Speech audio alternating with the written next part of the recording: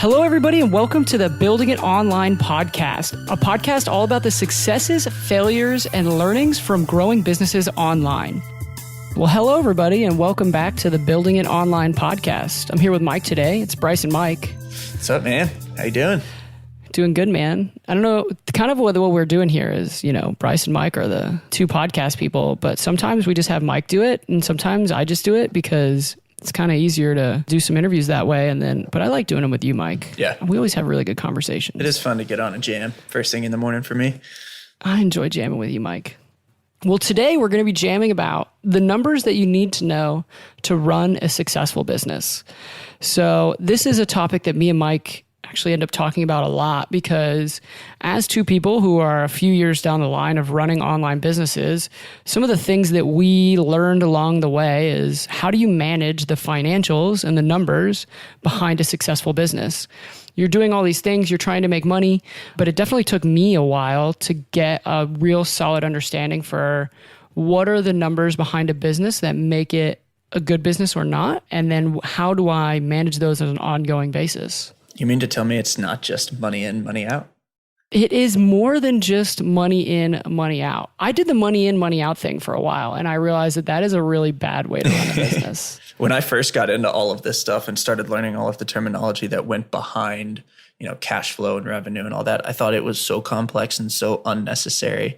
And then as you get a little bit deeper, you start to learn like, oh, wait, this actually is completely required for the last 100, however many million years of people doing transactions in business knew a little bit about what they were talking about. And I just needed to learn it. So my beginning strategy was to put all of my money in a business bank account that I started.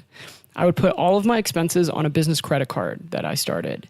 And my goal was to make sure that my bank account was always more than my credit card bill was, because then I was profitable for that month and that money would stay in my bank account and I could have it the next time I needed it.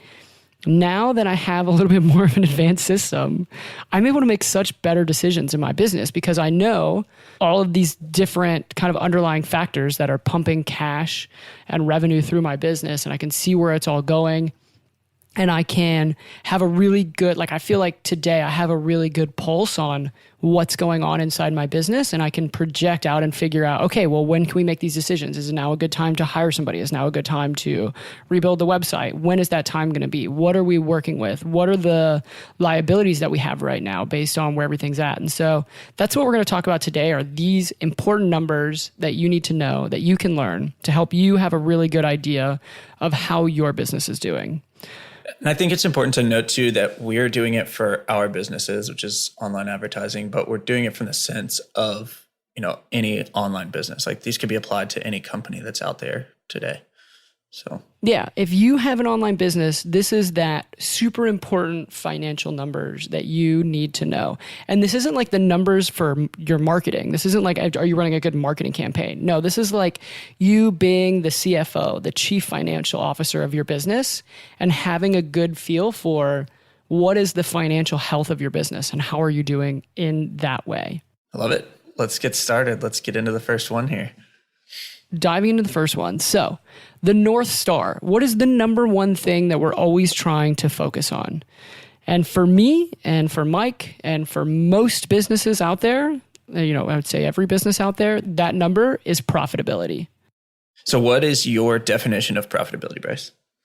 Right. So profitability, it's not revenue. It's not how much cash you're making. Profitability is how much money, how much profit do you have? How much cash do you have in your bank account after you have taken in all your revenue, paid for all your expenses, and taken out all of your liabilities? So if you have debt that you have to pay off, credit cards, all of this stuff, after all of that comes out, how much money is still left on the very bottom line?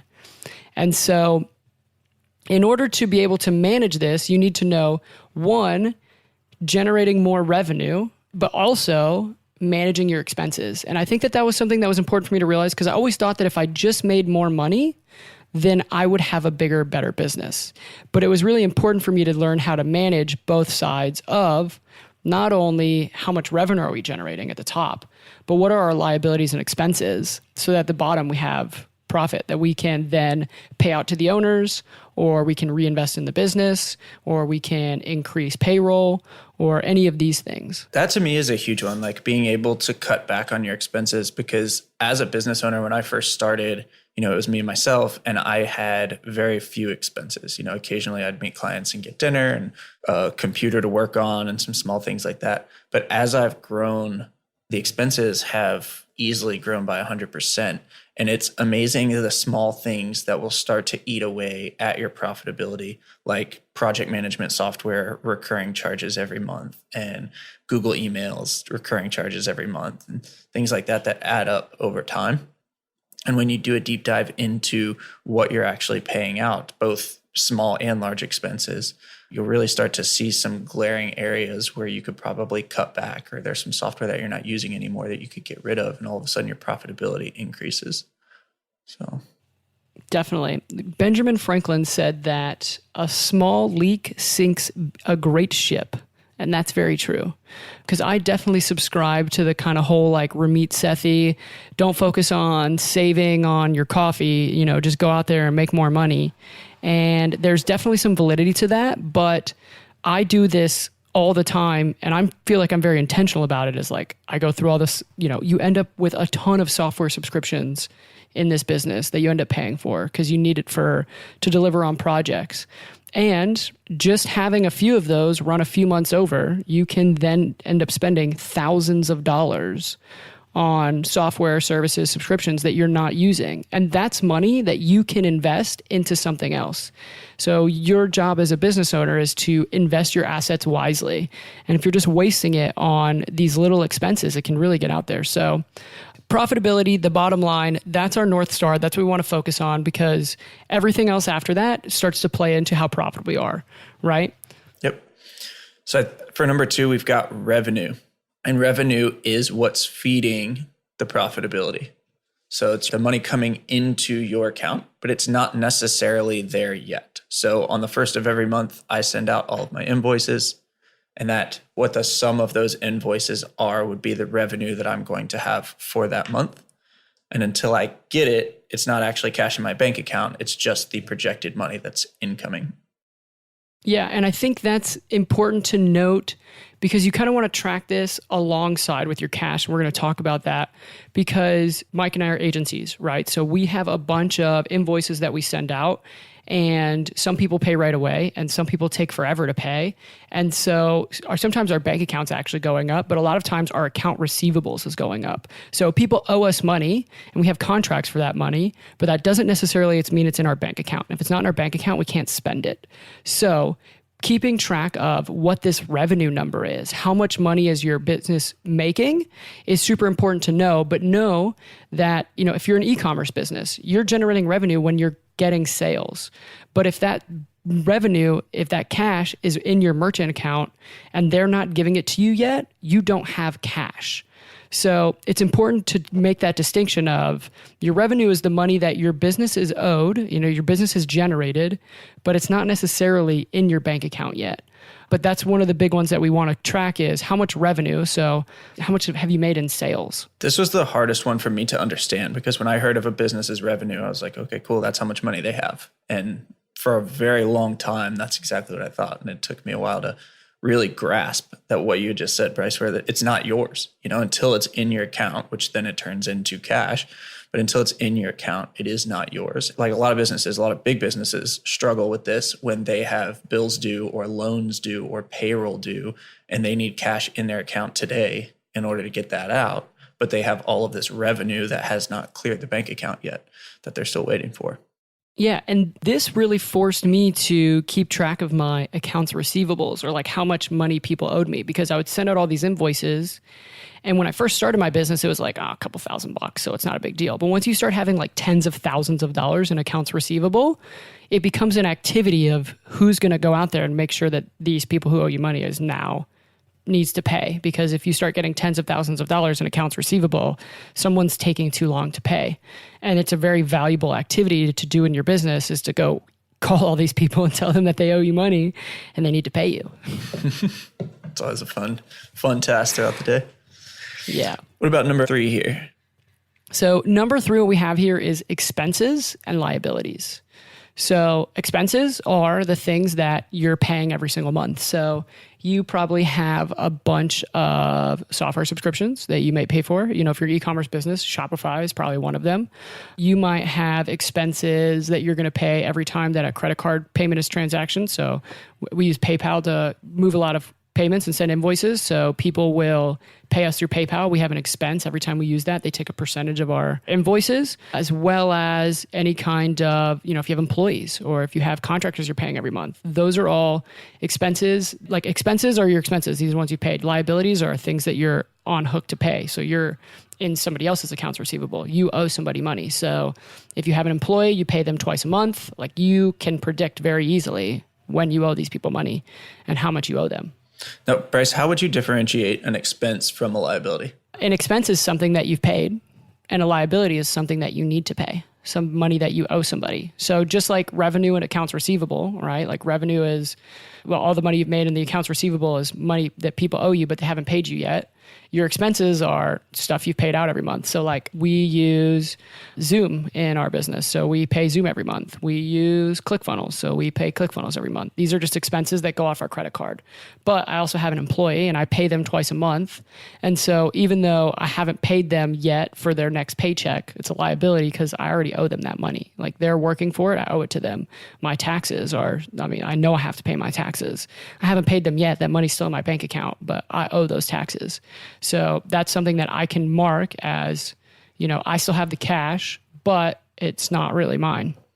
I think it's important to note as well here, going back to the profitability model as the North Star for us, that increasing revenue increases profitability, and then increasing expenses and liabilities decreases profitability. So if you have both of those go up equally, your profitability will stay the same. But if you have one of them go up, it will affect it either positively or negatively. Yeah. But the thing you got to watch out, like when your revenue increases, as your business grows, your expenses and liabilities will go up. And that's totally fine as long as you're keeping track of that and making sure that that margin, the difference, is growing at an acceptable rate. Because what a lot of people do is they kind of want to bury their head in the sands and ignore it until they come back and realize that their business is operating very inefficiently. Because you could have a really big business, but if you have a 3% profit margin, like you're not doing a very good job managing your money. So these are all very important things to keep track of. And it can be done, once you get it, it can be done pretty easily in like a single spreadsheet, actually. Yeah, I've seen a lot of people do all of their accounting in Excel or Google Sheets. I personally use QuickBooks. To me, it's worth the payment to avoid the hassle and putting it all in myself.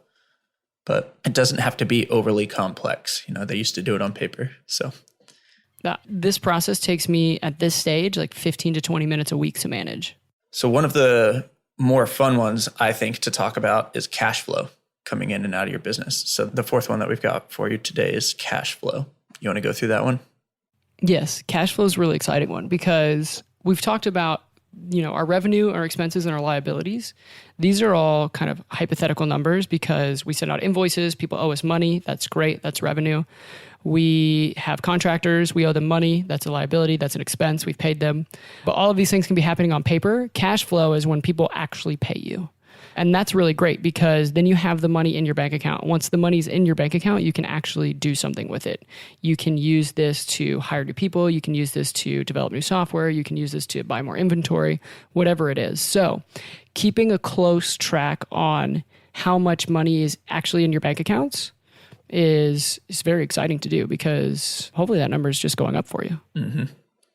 The flow of it too, in and out, to me, I get really excited when I get to run payroll because it means that I've been successful with my company and I've learned enough about everything that we're talking about here that I now get to positively impact somebody else's life. And having the cash flow and the bank account balance to be able to actually pay that out is always an exciting thing for me. So yeah, for sure. So I think these are probably some of the most important, but one of the ones that I like as well is the lifetime value of your customer. And one of the biggest shifts I've seen in some of the businesses that I've worked with in the past is the lifetime value. And I have one client right now that sells a product online that is about $120, $130. but there's nothing else that they sell, and there's no reason for that customer to ever come back. So they have to have a huge flow of customers, a very large pool of customers to pull from in order to keep growing their business. Whereas I have others that have one product that's, $1,000 a month, but it recurs every single month. And the average lifetime of each customer is about 7 months. So the lifetime value for that one is $7,000 versus the lifetime value for the first one is $130. And to me, that's a really big differentiating factor, not only in how you set up your business, but how you run it day in, day out, and making sure that you know the metrics like that. Yeah, I'll take that monthly recurrent revenue every day. Yeah, seriously, not having to find new customers all the time is a blessing. No, definitely. And for me, thinking about LTV and the lifetime value of a customer for my business was really helpful, because what I've learned is it's a lot harder for us to acquire a customer than it is for us to keep a customer. And I also know from personal experience, if we can keep a customer past 90 days, their likelihood of staying with us for 12 months is very high. And so for that reason, I'm willing to invest a lot more of my energy and my team's energy in making sure that they have a really badass experience for the first 90 days. Because I know after looking, and I did this with a spreadsheet by looking at all of our customers, again, we're an agency, so, we have a shorter list of customers in like an e-commerce business, but, I listed out all of our clients and how much they paid us and over how long of a time they were with us. And the thing that I can see is if they stick past 90 days, like they're either going to drop off after 90 days because of whatever reason, or they're going to stay for at least a year. And so looking at that, we can see how much a customer is worth and really focus on retaining the good customers that we have. Yeah. I think one of the most important things of all of these numbers as well, Brice, is we've touched on it briefly with the Excel and Google Sheets, but tracking these metrics is so important. There's so many companies that I've worked with in the past that went into, like, we just went in to have a conversation and we would say, like, what's the lifetime value of your customer? What's the average order value? What's, some of the other things that we would talk about in our business specifically. And it was all assumptions. And they're like, God, I'm not quite sure. And, I know personally, I've worked with 2 people in the past that called me in a panic on a Friday evening and said, we're out of money. We have to stop spending money on ads right now. And it was because they didn't track, these metrics here. And they had just assumed that since money was coming in, that everything was equalizing. And at the end of the day, they would have some left over. And that wasn't the case. So I don't think it needs to be anything super complicated, but making sure that you have at least these metrics written down somewhere so that you can see week over week, month over month, and year over year, whether you're going in an upward trend or a downward trend. It really helps you to make good decisions in your business as you continue to grow it. Yeah. I know you mentioned that you use QuickBooks. I think that that's a really good solution for a lot of people. I know that we have QuickBooks. Like, I have QuickBooks subscription and it's connected to all my bank accounts so that my accountant can use that for taxes. I personally enjoy tracking these on a spreadsheet because, our business isn't so big that this is hard for me to do. And in about 10 minutes, I can run through all of our bank accounts, get all of these important numbers, drop them on a spreadsheet. And I have one financial spreadsheet that I look at every Saturday that has, what's our revenue, what's our expenses, what's our liabilities, what's our cash flow like, so what's our profitability, what are all our bank account numbers at? And then I have a tab in the spreadsheet with my projections and I can look at, okay, well, what were my projections and where are we at? And like, how are we doing? And that helps me feel really comfortable and really stable making decisions and feel like I have a really good pulse on how my business is doing. And I really believe, like what gets measured gets improved. And even just putting that much attention on those numbers in your business is like helps you honestly believe, just even subconsciously, you start thinking about how to improve these things. Because I've been doing this for almost 2 years now, where for the first 2 years of my business, I just did money in, money out. And after I created this spreadsheet and started paying more attention to these things, I started feeling way more comfortable hiring people because I knew if I had that money or not. I started watching my expenses more to make sure I wasn't leaking out money here and there on some subscription that I stopped using. There's all these things that I started doing when I personally invested the time into checking all of these things. Right. And making sure that everything was trending in the right direction. It's just that the saying's knowledge is power, right? And just knowing and understanding and have a good grasp on all of this and being able to see it. I completely agree with that. Word, man. Well, those are all my numbers. So, at the end of the day, you can start to ask yourself, how effectively are you acquiring revenue? and acquiring assets that can help you grow your business? How efficient are you at getting money into your bank account? So if people owe you money, turning those accounts receivable into actual cash.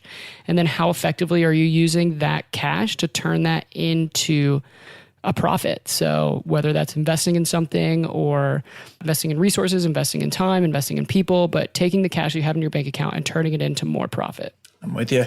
I love it. Thank you guys for listening today. I hope you enjoyed this episode. I think that this is basic, but this had a massive impact on my business. When I started to learn these numbers and take a look at these things and track them on a weekly basis, my business, I notably started to move forward in a positive direction.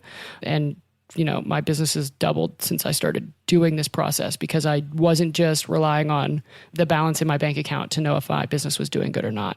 And so this can be really valuable if you start to do this. So one book resource that you can check out if you want to know more about this is the book called The Ultimate Blueprint to an Insanely Successful Business by Keith Cunningham, where he talks a lot about these and how to understand these numbers and use these numbers to grow your business. Love it. And that's all I got. I love it, man. That was good. I do think that it's a relatively fundamental one, but I agree with what you said there at the end where it's like, you have to do this. So yes. So make sure you do this. And if you do this, tell us about it and tell us how it goes. If you want my spreadsheet, I'd even share it with you, but you got to reach out and ask for it. buildingitonlinepodcast@gmail.com. There you go. So thank you so much for listening. We hope you got a ton of value from listening. And yeah, if you like this episode, please leave us a review on the iTunes or whatever podcast listening device you use, because that helps let us know that you like this, and we'll keep making more of this. But we're going to keep making more of these anyways. So if you want to check out our other episodes, go to buildingitonlinepodcast.com. We've got 13 of them now. Yep. 13 of them. And they're all about what we've learned growing online businesses. And we've also interviewed some really badass people about growing online businesses. If you check out the Jump Rope dudes, they did an awesome interview. Sophia Berra did an awesome interview. We've got really good props for the Pi Yoga Pants interview. So check those out. All great, intelligent business people. So have a great day. Enjoy your day out there. And we'll see you next time.